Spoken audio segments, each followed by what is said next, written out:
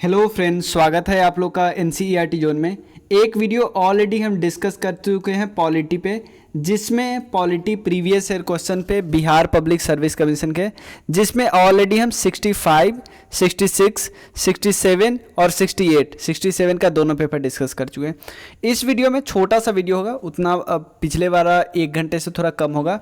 इसमें हम 64th, 63rd, 60, 62, 60 से 62 वाला और 55 से 59 वाला डिस्कस करने वाले हैं। तो चलिए शुरू करते हैं। नीति आयोग से कई सारे क्वेश्चन बन चुके हैं। ये क्वेश्चन है कि नीति आयोग, आपने नाम सुना है नीति आयोग। नीति आयोग का फुल फॉर्म क्या है? नीति आयोग का जो फुल फॉर्म है वो क्या है? याद रखिए, नीति आयोग का फुल फॉर्म है national institute for transforming India. ये बॉडी पहले बॉडी हुआ करता था प्लानिंग कमीशन। प्लानिंग कमीशन हटा, इसके जगह पे 1 जनवरी 2015 को एक बॉडी है जिसका नाम आया नीति आयोग। क्या आएगा? 1 जनवरी 2015 को। नीति आयोग के दो तीन पोस्ट इंपॉर्टेंट है। सबसे पहले नीति आयोग के चेयरपर्सन कौन होते हैं? प्राइम मिनिस्टर साहब। उसके बाद वाइस चेयरपर्सन और सीईओ, ये 2 इंपॉर्टेंट है। इन दोनों को सबसे पहले याद रखना है, पीएम अपॉइंट करते हैं। इन दोनों को कौन अपॉइंट करता है? पीएम अपॉइंट करते हैं। और दोनों पोस्ट के बारे में जान लेते हैं। जो सुमन बेरी जी है, सुमन बेरी, ये है वाइस चेयरपर्सन अभी सुमन बेरी। और सीईओ कौन है? सीईओ है सुब्रमण्यम साहब, सुब्रमण्यम, ठीक है ना, वीवीआर सुब्रमण्यम। ये है सीईओ और ये है चेयरपर्सन और वाइस चेयरपर्सन, तीनों। पेरेंट ऑर्गेनाइजेशन क्या है? मिनिस्ट्री ऑफ, आपको लगेगा मे बी होम मिनिस्ट्री होगा, मिनिस्ट्री ऑफ प्लानिंग के अंदर आता है। एक चीज़ और याद रखिएगा कि ये अब एक थिंक टैंक है। थिंक टैंक है तो बहुत सारे रिपोर्ट देती है। जैसे एग्जांपल ले दे, SDG India index, composite water management, Atal innovation mission, ये सब के सब यही देती है। क्लियर? इस क्वेश्चन में कोई दिक्कत नहीं है। चलिए अगला क्वेश्चन हम लोग डिस्कस करते हैं। After independence, in which year where the Indian states recognized on the basis of linguistic state? Language के बेसिस पे स्टेट का डिवीजन हुआ। देखो, कई सारे कमेटी एस्टैब्लिश की गई थी कि बात करने के लिए। एक कमेटी मैं आपको बताता हूँ। एक कमेटी सबसे पहले एस्टैब्लिश की गई थी 1948 में, 1948 में एक कमेटी। उसके बाद एक कमेटी एस्टैब्लिश की गई थी 1950 में। एक कमेटी गठित करी गई थी 1953 में, जिसका रिपोर्ट आया। रिपोर्ट के बाद ही एक एक्ट बना, स्टेट रीऑर्गेनाइजेशन कमीशन एक्ट या स्टेट रीऑर्गेनाइजेशन एक्ट 1956। 1948 में जो एक्ट आया वो किस कमेटी के रिकमेंडेशन पे आया था? एस के धर। किसके? एस के धर। उसके बाद 1950 में आया जेवीपी कमीशन। 1953 में फजल अली कमीशन, फजल अली।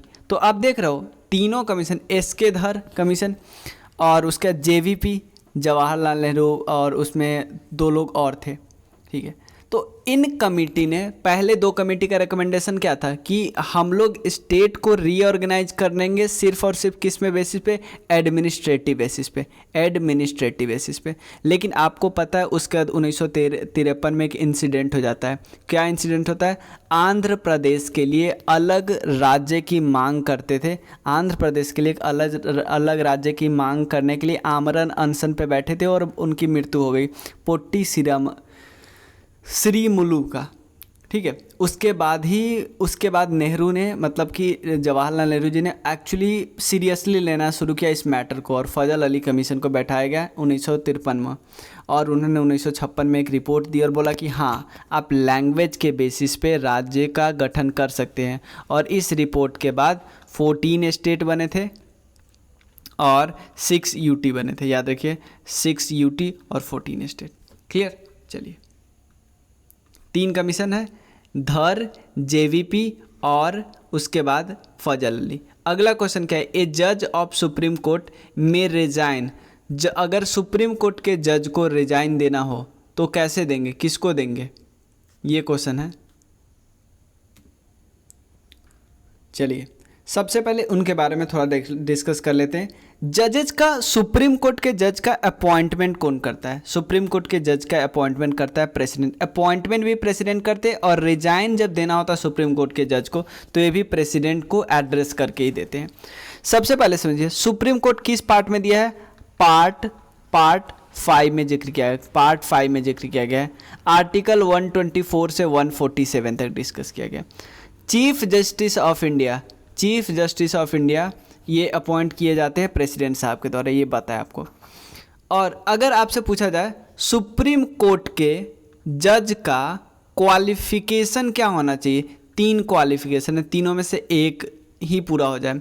सबसे पहले, अगर वो हाई कोर्ट के एडवोकेट रहे हैं 10 साल, या हाई कोर्ट के जज रहे हैं 5 साल, जज ध्यान देना, हाई कोर्ट के जज रहे हैं 5 साल, या एडवोकेट रहे हैं एक हाई कोर्ट या एक से ज़्यादा हाई कोर्ट के 10 साल, या एक डिस्टिंग्विश जूरिस्ट है। क्या है? Distinguish jurist. भाई ये किसकी नज़र में? हम और आपकी नज़र में नहीं। डिस्टिंग्विश जूरिस्ट अगर प्रेसिडेंट साहब के नज़र में है तो क्या करेंगे? इन तीनों में से एक भी कंडीशन है ना, इसके अलावा अब बाकी कंडीशन तो आपको पता ही है, सिटीजन ऑफ इंडिया।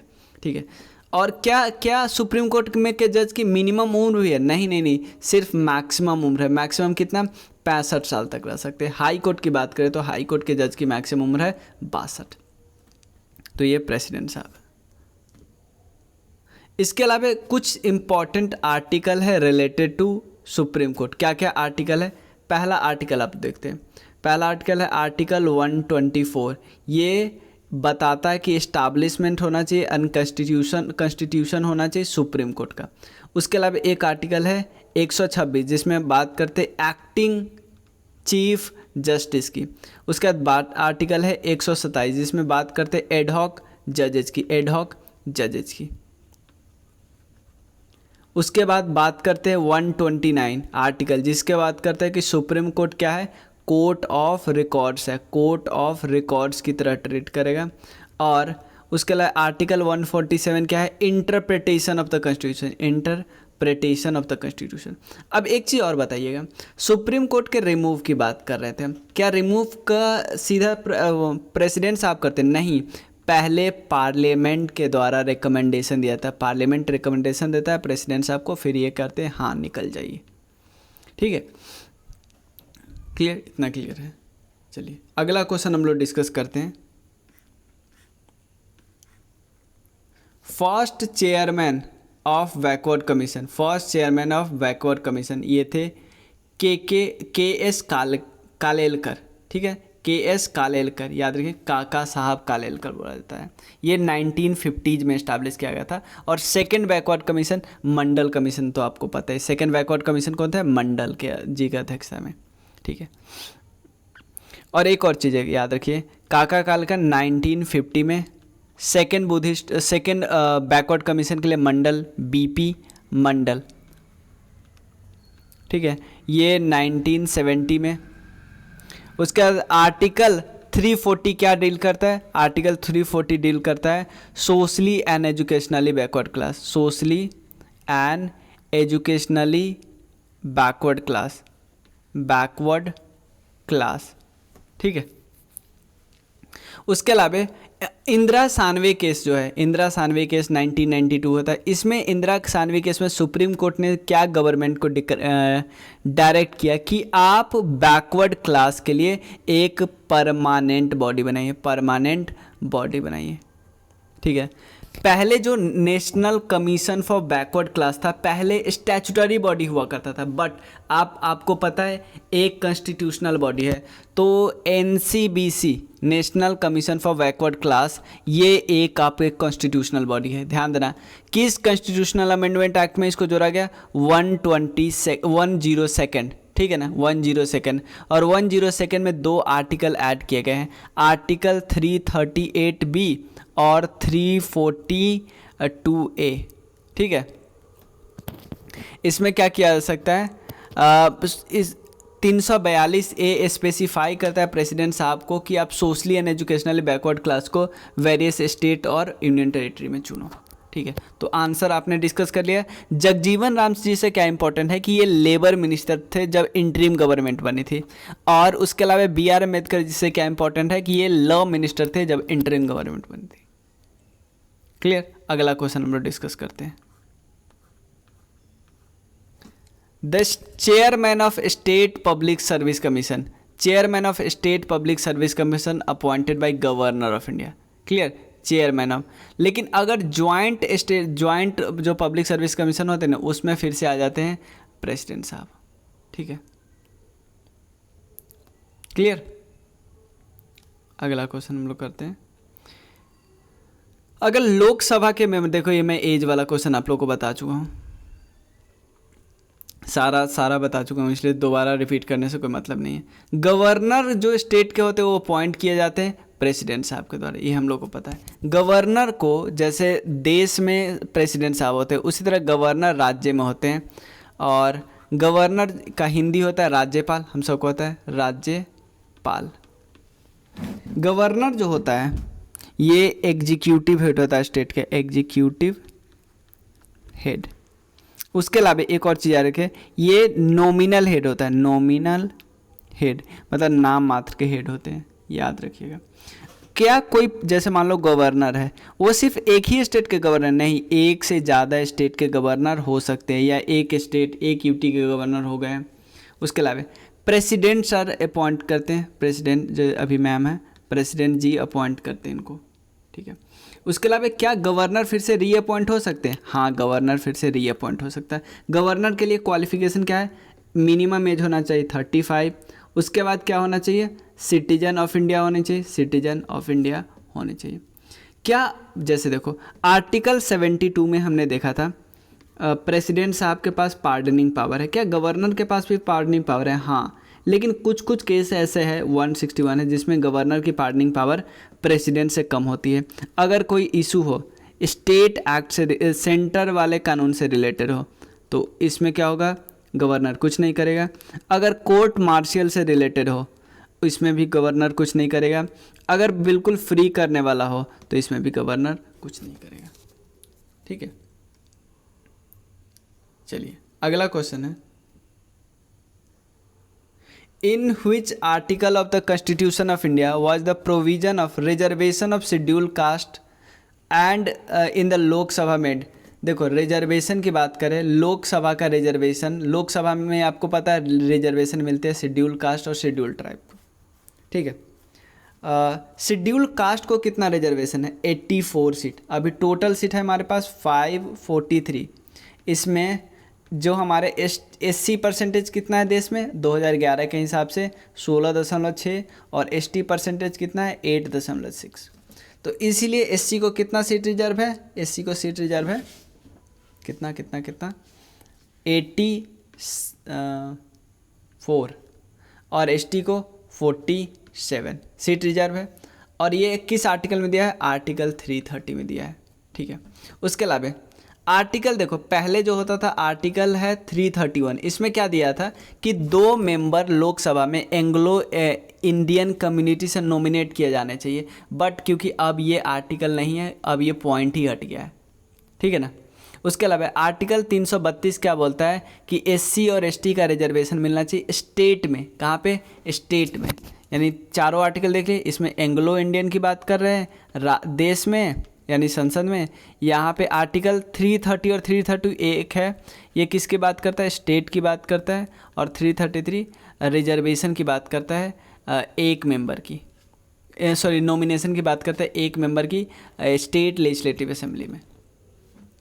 अब जो देखो जो एंग्लो इंडियन का जो रिजर्वेशन सीट था पार्लियामेंट और स्टेट लेजिस्लेचर से एबॉलिश किया गया 2020 में 104 में कॉन्स्टिट्यूशनल अमेंडमेंट के थ्रू। प्रेसिडेंट क्या होते हैं? जब भी देखो, जब भी हम पार्लियामेंट की बात करें तो वहाँ पे 3 बॉडी आ जाएगा। पार्लियामेंट की बात करें तो 3 बॉडी आ जाएगा। लोकसभा जिसको हम लोअर हाउस बोलते हैं, राज्यसभा जिसको हम क्या बोलते हैं? अपर हाउस बोलते हैं, और तीसरे होते हैं प्रेसिडेंट साहब। क्या होते हैं? प्रेसिडेंट साहब। क्या होते हैं? प्रेसिडेंट साहब। लोकसभा, राज्यसभा और प्रेसिडेंट। क्लियर। लोकसभा में क्या होता है, डायरेक्ट इलेक्शन होता है, ये आप सबको पता है। अब देखिए आर्टिकल 84 क्या कहता है, ये क्वालिफिकेशन प्रेसिडेंट साहब की क्या होनी चाहिए वो बताता है, क्या है क्वालिफिकेशन, ठीक है। और ये पार्ट 5 के पार्ट है, यूनियन एग्जीक्यूटिव के पार्ट है। अब प्रेसिडेंट बनने की क्वालिफिकेशन क्या क्या होनी चाहिए, एक है तो उनका एज होना चाहिए 35, उसके बाद इंडियन सिटीजन होने चाहिए, क्या होने चाहिए इंडियन सिटीजन होने चाहिए। उसके बाद लोकसभा के जो कंडीशन की क्वालिफिकेशन होती है ना, ये भी इनमें होनी चाहिए। और प्रेसिडेंट साहब जब चुने जाते हैं तो कौन कौन वोट करते हैं, Lok Sabha, Rajya Sabha, state legislative assembly के सारे के सारे मेंबर चुने जाते हैं। बट आप नॉमिनेटेड को हटा दो, नॉमिनेटेड को हटा देना है। नॉमिनेटेड तो अब सिर्फ राज्यसभा में 12 मेंबर होते हैं, क्योंकि लोकसभा और स्टेट लेजिस्लेटिव असेंबली का जो नॉमिनेशन होता था 2 मेंबर और 1 मेंबर का, उसको तो 104 कॉन्स्टिट्यूशनल अमेंडमेंट एक्ट के थ्रू हटा ही दिया गया ना, ठीक है। चलिए अगला क्वेश्चन हम लोग डिस्कस करते हैं। Which one of the following article direct the state government to reorganise the panchayat, ये आर्टिकल 40 था, आर्टिकल 40 ऑफ डीपीएसपी, ठीक है ना, आर्टिकल 40 ऑफ डीपीएसपी, जिसमें हम बताया गया था कि सरकार चाहे, स्टेट चाहे तो रीऑर्गेनाइज कर सकती है विलेज पंचायत के फॉर्म में।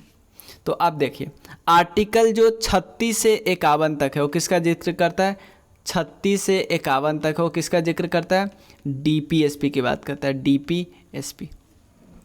डीपीएस क्या है, नॉन जस्टिसिएबल है, नॉन जस्टिसिएबल है।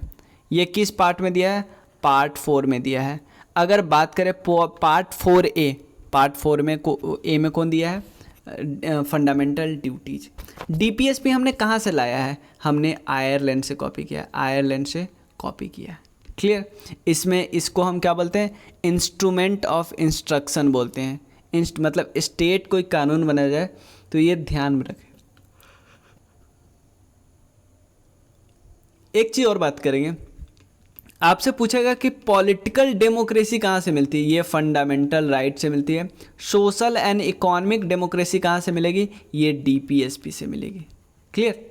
और 2 और आर्टिकल है, आर्टिकल 48 किसकी बात करता है कि काउ स्लॉटर बैन होना चाहिए, काउ स्लॉटर बंद होना चाहिए, और इम्प्रूव जो ब्रीड को इम्प्रूव करना चाहिए, ब्रीड को इम्प्रूव करना है।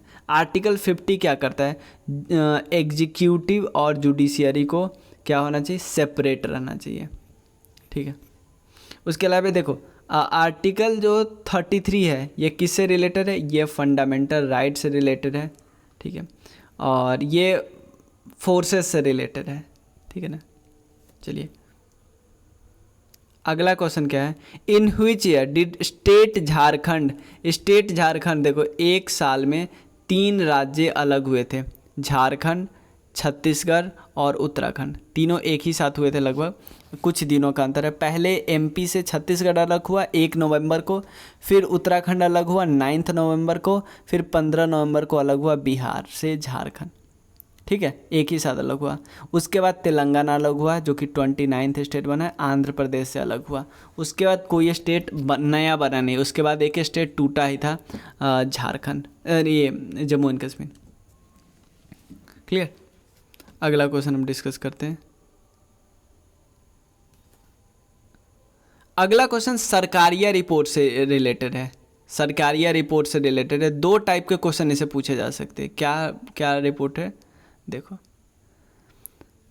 इन the following year was the Sarkaria commission which was empowered to recommend changes to centre state relationship submit its report. उसने अपना रिपोर्ट कब सौंपा, देखो बनाया कब गया था, 1983 को। कब बनाया गया था, 1983 को, ठीक है।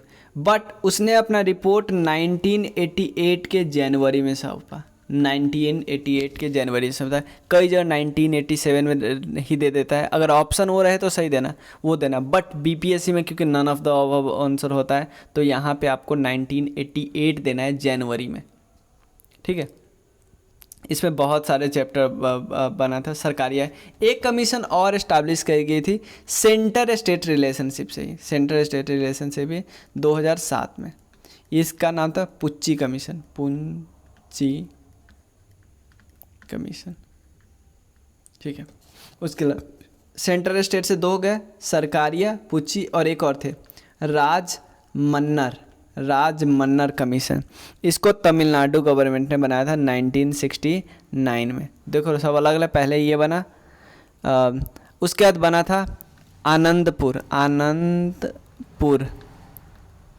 ये 1973 में। तो देखो सबसे पहले राजमन्नर, फिर आनंदपुर, फिर ये वाला था सरकारिया, फिर पच्ची।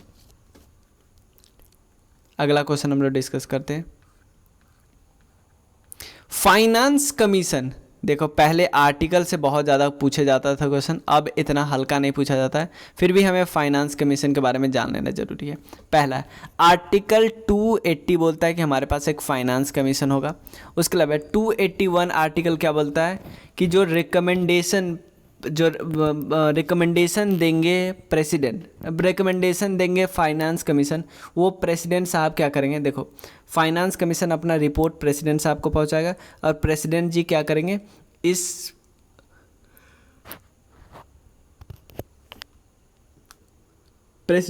फिर इसको पार्लियामेंट में रहेंगे। एक चेयरमैन होता है, जब फाइनेंस कमीशन की बात करें तो उसमें एक चेयरमैन होते हैं प्लस 4 मेंबर होता है। क्या इनका रिकमेंडेशन इनका जो होता है रिकमेंडेशन, वो सिर्फ और सिर्फ एडवाइजरी होगा। क्लियर।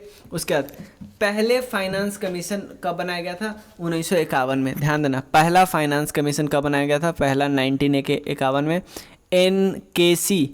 केसी नियोगी उसके थे प्रेसिडेंट, चेयरमैन हम बोल सकते हैं। सेकंड 1956 में संथानम ये थे। उसके बाद अभी वाला तो आपको पता है NK सिंह। चलो अब एक चीज़ और, फाइनेंस कमीशन जो भी रिपोर्ट देती है, लाइक फाइनेंस कमीशन ये बताएगी कि जो सेंटर और स्टेट के बीच जो टैक्सेस का कलेक्शन हुआ उसमें सेंटर को कितना मिलेगा, स्टेट को कितना मिलेगा और बाकी स्टेट को क्या मिलेगा, ये सारा फॉर्मूला कौन डिसाइड करती है, फाइनेंस कमीशन डिस्कस करती है। अगला क्वेश्चन है about attorney general of India. Attorney general of India इनको अपॉइंट कौन करते हैं, प्रेसिडेंट अपॉइंट करते हैं भाई, क्योंकि ये कॉन्स्टिट्यूशनल बॉडी है ना। कॉन्स्टिट्यूशनल बॉडी है मतलब किस आर्टिकल में दिया है, आर्टिकल 76 में। ये हाईएस्ट लॉ ऑफिसर होते हैं, हाईएस्ट लॉ ऑफिसर होते हैं। ठीक है। उसके बाद आर्टिकल 76 क्या बोलता है, अटॉर्नी जनरल है और ये एक कॉन्स्टिट्यूशनल पोस्ट है। टर्म कोई फिक्स नहीं होता है और टर्म किस चीज़ पे डिपेंड करता है, टर्म डिपेंड करता है प्लेजर पे। किनके प्लेजर पे, प्रेसिडेंट के, प्लेजर ऑफ प्रेसिडेंट। ठीक है। उसके अलावा इनके पास सेम वही प्रिविलेज और इम्यूनिटी होती है जो लोकसभा और राज्यसभा के मेंबर की होती है। और एक और चीज़, ये किसी भी हाउस में जाके बैठ सकते हैं और वहाँ पे उसके प्रोसेस में पार्टिसिपेट कर सकते हैं, बट वोट नहीं गिरा सकते, बस इतना अलग है। ये देखो ड्यूरिंग 12th 5 ईयर प्लान के समय क्या हुआ, और ये बस आप ध्यान रख लेना, 12th 5 ईयर प्लान के बाद एनुअल ग्रोथ जो टारगेटेड था एग्रीकल्चर और एलाइड सेक्टर का 4% था, ये नहीं पूछेगा। ठीक है। गवर्नमेंट जो पॉलिसी थी मेक इन इंडिया का एम क्या था, मेक इन इंडिया का, या हम बोल सकते हैं एम क्या है मेक इन इंडिया का, पहला रिमूवल द ब्यूरोक्रेटिक स्लोथ। ठीक है ना। अगला एलिमिनेशन ऑफ रेड टेपिज्म और मेकिंग द कम्पिटिटिव प्रोडक्ट। ये तीनों के तीनों करेक्ट आंसर है। तो आंसर क्या होगा, मोर देन वन अबव, यानी 5वां ऑप्शन करेक्ट होगा। ये भी करेक्ट होगा, मेकिंग द, चारों correct. Which of the following is not a initiative of for industrial development. कौन सा इनिशिएटिव इसमें इंडस्ट्रियल डेवलपमेंट से रिलेटेड नहीं है। देखो make in India industrial development से रिलेटेड है। ईज ऑफ डूइंग बिजनेस जो कि वर्ल्ड बैंक निकालती, अब बंद हो गया इसका निकालना। स्टार्टअप इंडिया ये भी है, बट डिजिटल इंडिया नहीं है ना भाई। डिजिटल इंडिया की डिजिटल बनाना है, कोई फैक्ट्री वगैरह से रिलेटेड थोड़ी है। ठीक है ना। डिजिटल इंडिया किस चीज़ पे फोकस करते हैं, हमारा डिजिटल इंफ्रास्ट्रक्चर ठीक हो, governance and service of demand ठीक हो, ये सब इम्पोर्टेंट है। अगला है पूरा providing urban amenities to the rural area, providing urban amenities to the rural area, ये मॉडल किसने डेवलप किया था? APJ अब्दुल कलाम ने। किसने किया था? APJ अब्दुल कलाम ने। APJ Abdul Kalam missile man of India बोला जाता है। APJ अब्दुल कलाम की किताबें बहुत फेमस है। उनकी किताबों का क्या नाम है? विंग्स ऑफ फायर, बहुत इंपॉर्टेंट, विंग्स ऑफ फायर, ठीक है। उसके अलावा उनको मिसाइल मैन ऑफ इंडिया बोला जाता है, मिसाइल मैन ऑफ इंडिया। और पूरा का ऑब्जेक्टिव क्या था? लाइवलीहुड अपॉर्चुनिटी इंप्रूव करना, या और भी जो दिक्कत होता है उन सबको सॉल्व करना। सेंसस 2011 के हिसाब से फीमेल लिटरेसी रेट, ध्यान देना, फीमेल लिटरेसी रेट भारत का क्या है? फीमेल लिटरेसी रेट की बात करते हैं, यह है 65.5। देखो टोटल तो है 74%, मेल का है 82%, फीमेल का 65.5%। अगर बात करें जाए अर्बनाइज की, सबसे ज़्यादा अर्बनाइज कौन है? गोवा है। सबसे ज़्यादा अर्बनाइज कौन है? गोवा। अगर SC पॉपुलेशन की बात करें, ST पॉपुलेशन की बात करें, तो सबसे ज़्यादा ST पॉपुलेशन कौन सा है? भील, ठीक है। अगर सेकंड मोस्ट स्पोकन लैंग्वेज की बात करें तो हिंदी के बाद कौन आता है? गुजराती या पंजाबी? नहीं, बंगाली, बंगाली। बिहार का सबसे ज़्यादा डेंसिटी है तो हमको पता ही है। अगला क्या है? Who among the following has given the idea of self help group? Self help group का जो आइडिया था पॉवर्टी एलिविएशन का, ये किसने दिया? मोहम्मद यूनुस ने दिया था, ठीक है ना, मोहम्मद यूनुस ने दिया था। इसलिए नोबेल पीस प्राइज मिला था 2006 में, क्योंकि ग्रामीण बैंक बनाया गया था for concept of micro credit and micro finance. और इनको कन्फर्ट किया गया था lamp of peace of saint Francis, ठीक है। रमन मैग्सेसे अवार्ड मिला था, गांधी पीस प्राइज मिला था, ये सब याद रखिएगा। एक और चीज़ याद रखिएगा, एक प्रोजेक्ट है सेल्फ, प्रोजेक्ट का क्या नाम है? SHG bank linkage project, bank linkage project. ये किसका प्रोजेक्ट है? ये प्रोजेक्ट है नाबार्ड का, नाबार्ड।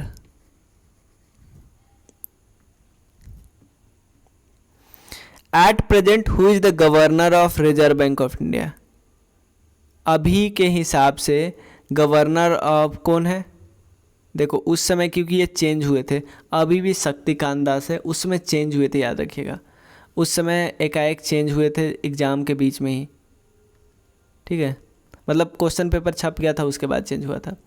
और एक और चीज़, सबसे पहले RBI के पहले गवर्नर को क्या नाम था? नाम था ओशबर्न स्मिथ, ओशबर्न स्मिथ। पहला इंडियन कौन बना था? CD देशमुख, ठीक है, CD देशमुख।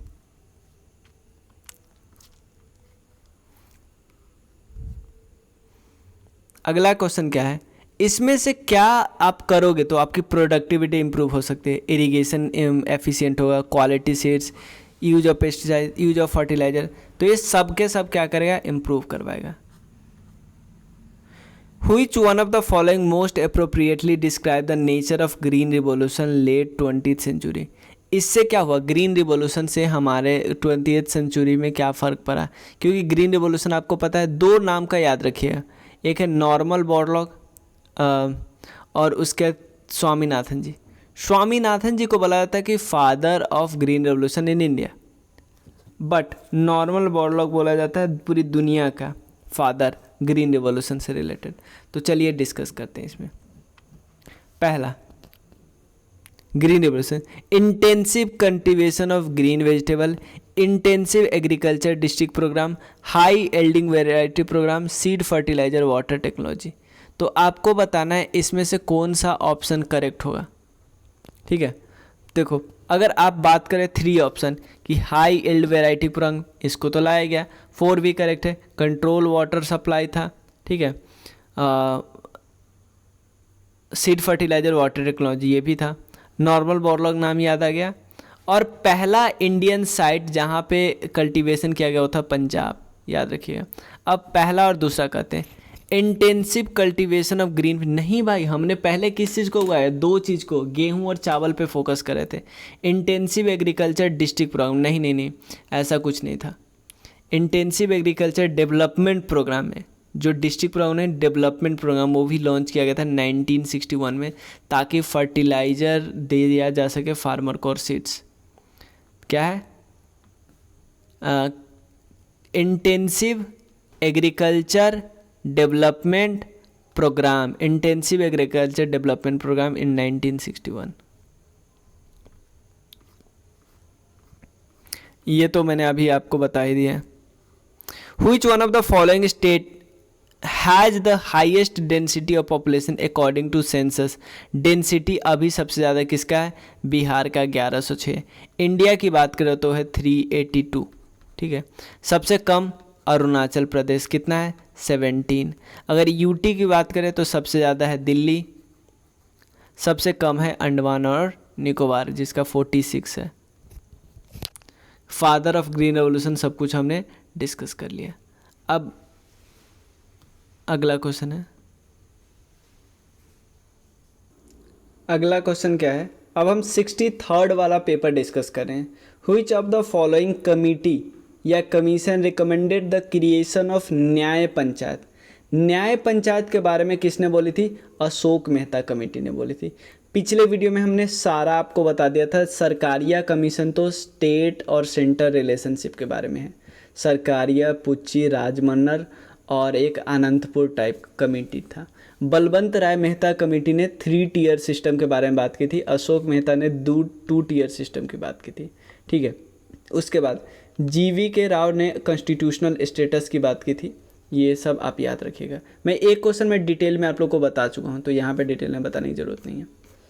अगला है which one of the following function is not concern to local self governance? जैसे public health, sanitation, public utility service तो चाहिए, बट पब्लिक ऑर्डर तो स्टेट लिस्ट में आएगा ना, तो D4 आंसर में नहीं होगा, 4 नहीं होगा, D नहीं होगा। ठीक है।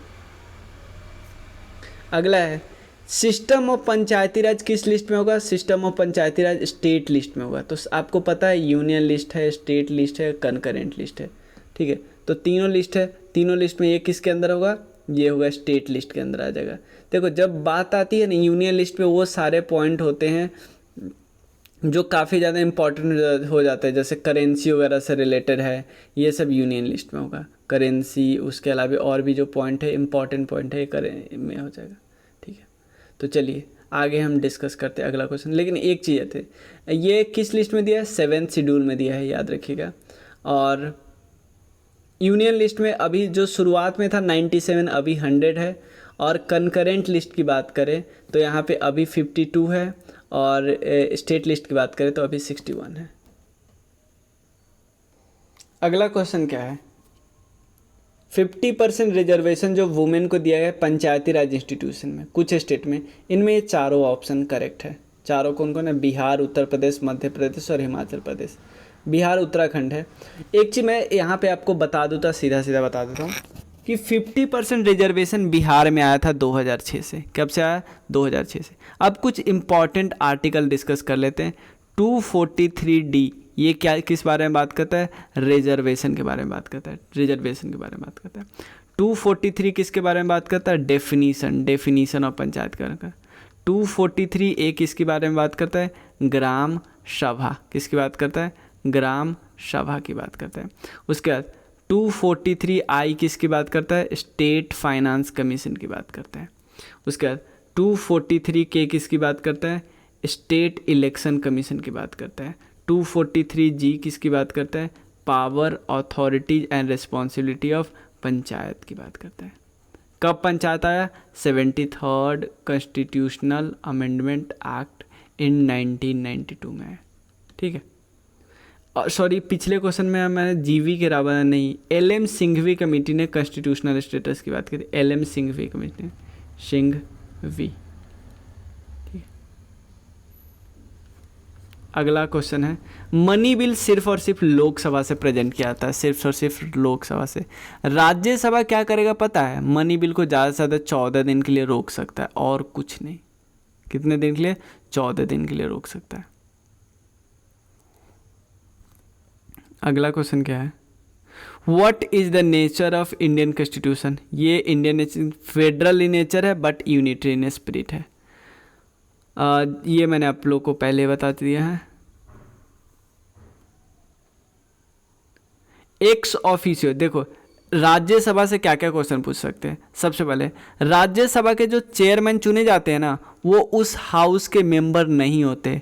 राज्यसभा के जो चेयरमैन होते हैं, देखो वाइस प्रेसिडेंट जो चुने गए ना, वाइस प्रेसिडेंट वो डायरेक्टली राज्यसभा के चेयरमैन बन जाते हैं। वाइस प्रेसिडेंट कैसे चुने जाते हैं? लोकसभा राज्यसभा के दोनों मेंबर, लोकसभा के 543 और राज्यसभा के 245, दोनों मिलके 788 मिलके ये क्वेश्चन पूछा था, 788 मिलके चुने जाते हैं।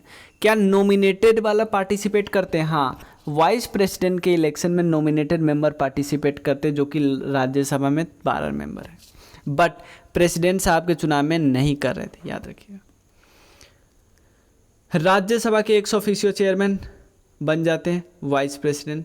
वाइस प्रेसिडेंट की मिनिमम एज होनी चाहिए 35। और एक और चीज़, वाइस प्रेसिडेंट के पास वो भी क्वालिफिकेशन होनी चाहिए जो राज्यसभा के मेंबर की क्वालिफिकेशन होती है, ये याद रखिएगा। तब चलिए अगला क्वेश्चन है,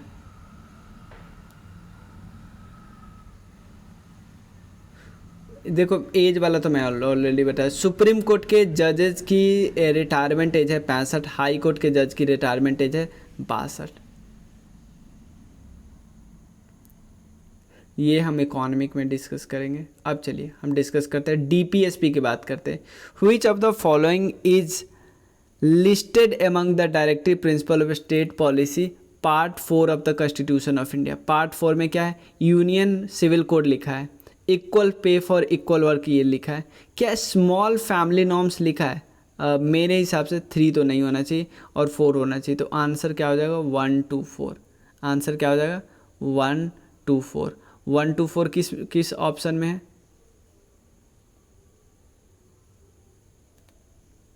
चौथे ऑप्शन में है, तो चौथा ऑप्शन करेक्ट हो जाएगा।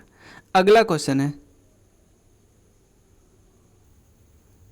अगला क्वेश्चन क्या है? वोट ऑन अकाउंट का मतलब क्या होता है? देखो अभी बजट, नया बजट बनना ही सकता है, जैसे इलेक्शन का इशू होता है, नया बजट नहीं बनना होता है, 2-3 महीने के लिए चाहिए बजट, तो इसके लिए वोट एंड अकाउंट होता है। ये लोकसभा से पास होता है, याद रखिए, सिर्फ और सिर्फ लोकसभा से। ये तो इसमें अप्रोप्रिएटिंग फंड को अप्रोप्रिएट करते हैं, ये pending the passing of the budget, ठीक है ना। कॉन्स्टिट्यूशनल डे 26 नवंबर को मनाया जाता है, क्योंकि हमारा संविधान 26 नवंबर 1949 को तैयार हो गया था, बट पूर्ण स्वराज हम मनाए थे 26 जनवरी 1930 को, इसलिए हमारा दिन इम्पॉर्टेंट था 26 जनवरी, इसलिए हमने थोड़ा 2 महीने वेट किया और 26 जनवरी 1950 को सारा हमारा इम्पैक्ट में, पूरा इफैक्ट में आया हमारा संविधान। अगला क्वेश्चन क्या है? अगला क्वेश्चन है,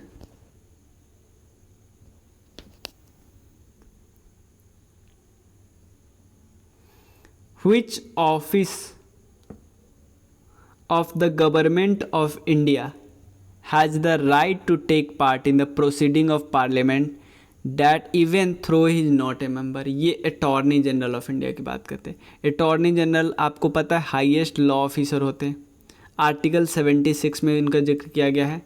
और ये देखो जो क्वालिफ़िकेशन, आप इनसे इनकी क्वालिफ़िकेशन पूछोगे तो जो क्वालिफ़िकेशन सुप्रीम कोर्ट के जज की होती है वो क्वालिफ़िकेशन इनके पास होनी चाहिए, तभी ये अटॉर्नी जनरल ऑफ इंडिया बनेंगे। और उसके बाद Lok Sabha, Rajya Sabha, joint parliamentary committee कहीं भी बैठ सकते हैं, बट वोट नहीं कर सकते। क्या नहीं कर सकते? वोट नहीं कर सकते। तो अटॉर्नी जनरल ऑफ इंडिया की बात करते हैं। The supreme court held at hosting of national flag eight top of private building is fundamental right for every citizen. ये किस आर्टिकल के अंदर आएगा? आर्टिकल 19(1)(a) के अंदर आएगा, ठीक है ना।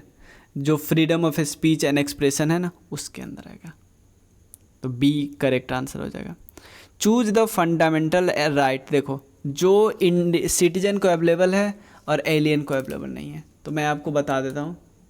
देखो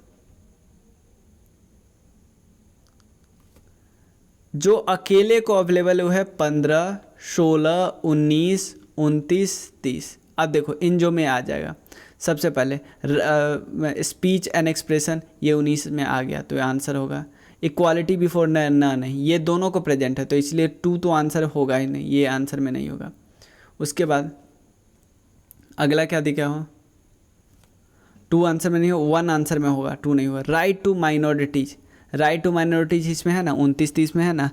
protection of life and liberty ये किस में है, आर्टिकल 21 में है। तो क्या इसमें 21 है, 21 नहीं है ना। 20 जो इसमें नहीं है ना वो दोनों को मिलता है, जो इसमें नहीं है वो दोनों को मिलता है। तो 21 आंसर में नहीं होगा, यानी आंसर में 4 भी नहीं होगा, तो आंसर क्या होगा, 1 और 3। डी आंसर था 2 और 3, तो वैसे भी नहीं होगा। अगला क्वेश्चन क्या है,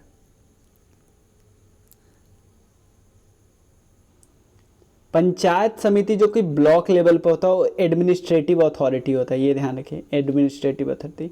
अगर कोई एमपी है, उनके सीट को वैकेंट किया जाएगा उनके हाउस से, कब, देखो लगातार वो 60 दिन नहीं आते ना, तो उनके हाउस को वैकेंट किया जाएगा, उनके मेंबरशिप को, तो 2 महीने हो गए। ये तो हमको पता है। यूनियन लिस्ट 97, ओरिजिनल की बात करें, स्टेट लिस्ट 47 और कंकरेंट लिस्ट 66, ये तीनों के तीनों करेक्ट है। मतलब ए से कनेक्ट है, वो बी से और सी से। नया स्टेट बनाना हो ना कॉन्स्टिट्यूशनल अमेंडमेंट के लिए, तो इसके लिए सिंपल मेजॉरिटी की ज़रूरत है। किसकी मेजॉरिटी, सिंपल मेजॉरिटी की।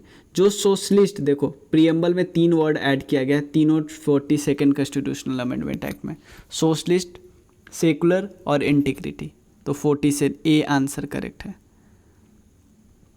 प्रेसिडेंट ऑफ इंडिया जो अपना पावर एक्सरसाइज करते हैं, या तो डायरेक्टली करते हैं या अपने सबऑर्डिनेट के थ्रू करते हैं, ए करेक्ट आंसर है।